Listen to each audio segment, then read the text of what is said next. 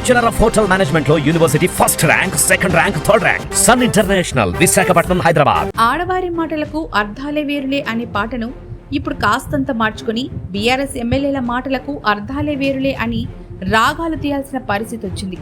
తెలంగాణ రాష్ట్రంలో బీఆర్ఎస్ త్వరలో ఖాళీ అవబోతోంది. కేసీఆర్ కుటుంబం, ఆ కుటుంబానికి వీర విధేయుల్లా ఉండే 2-3 తప్ప మిగతా ఎమ్మెల్యేలందరూ త్వరలోనే కాంగ్రెస్ తీర్థం పుచ్చుకోవడానికి సిద్ధంగా ఉన్నారు.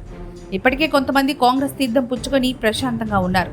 కాకపోతే వెరైటీ ఏంటంటే కాంగ్రెస్ పార్టీలో చేరిన వారందరూ గతంలో మేం బీఆర్ఎస్ ని వదిలిపెట్టాం, మా కంఠంలో ప్రాణం ఉన్నంత వరకు బీఆర్ఎస్ లోనే ఉంటామని స్టేట్మెంట్లు ఇచ్చిన వాళ్లే.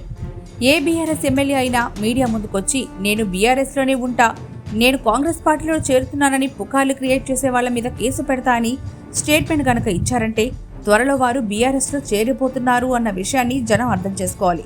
ఎందుకంటే ఆ తర్వాత సదరు నాయకులు ఎలాగో కాంగ్రెస్ లోకి జంప్ అవుతారు. అప్పుడు షాక్ అవ్వకుండా ఉండొచ్చు. ఇప్పుడు ఇదంతా ఎందుకు చెప్పాల్సి వచ్చిందంటే హైదరాబాద్ నగరంలో ఉన్న పలువురు బీఆర్ఎస్ ఎమ్మెల్యేలు, పలువురు అనే మాట కంటే దాదాపు అందరూ అనడం బెస్ట్. అవును, దాదాపు అందరూ ఎమ్మెల్యేలు కాంగ్రెస్ పార్టీ బాటలోనే ఉన్నారు. ఆల్రెడీ 2 అయితే జాయిన్ అయ్యారు. రాజేంద్ర నగర్ ఎమ్మెల్యే ప్రకాష్ గౌడ్ కూడా పార్టీ మారబోతున్నారని వార్తలు వచ్చాయి. దాంతో ఆయన చాలా సీరియస్ అయిపోయారు. నేనేంటి కాంగ్రెస్ పార్టీలో చేరేదేంటి, నీతి నిజాయితీలకు ప్యాంటు చొక్కా వేస్తే నాలాగే ఉంటుంది అన్నంత రేంజ్లో మాట్లాడారు. తన పార్టీ మార్పు వార్తల్ని తీవ్రంగా ఖండించారు. మీడియా ముందు ఆయన ఆవేశం చూసి చాలా మంది అయ్యో నిజమేనేమో అనుకున్నారు. అలా 2 రోజులు గడిచాయో లేదో ఆయన స్వయంగా నేను కాంగ్రెస్ పార్టీలో చేరబోతున్నారంటూ ప్రకటించారు.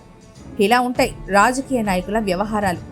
తన పార్టీ ఖాళీ అయిపోతుందని అర్థం చేసుకున్న కేసీఆర్ ఆ మధ్య తన ఎమ్మెల్యేలందరినీ పిలిపించుకొని పార్టీ మారుద్దని హితవు పలికారు. అప్పుడు ఎమ్మెల్యేలందరూ చచా అలాంటిదేమీ లేదు దొరా అని పెద్ద ఆయనకి హామీ కూడా ఇచ్చొచ్చారు. అలా హామీ ఇచ్చి వచ్చిన వాళ్ళు ఇప్పటికే 6 కాంగ్రెస్లో చేరారు. మిగతా వాళ్ళు మంచి ముహూర్తం కోసం వేచి చూస్తున్నారు.